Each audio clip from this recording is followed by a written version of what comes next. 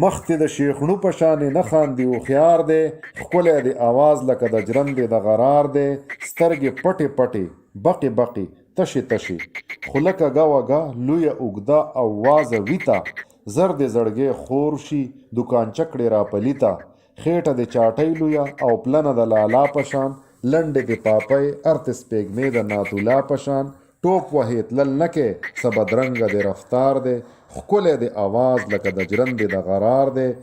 اوسې په اوبو کې د ټپخ او د ملۍ په شان کښتې د سړي هسې کاته د مارمهۍ په شان ګرځې په پټو کې د نولي او د لومبڼ هسې او ټوپ ته د ملخ په شان غوټې د باکوکړ هسې رنگ د بې نمکه د خزان نه د بهار دی ښکلی د آواز لکه د جرندې د غرار دی شړپ کله خانک کې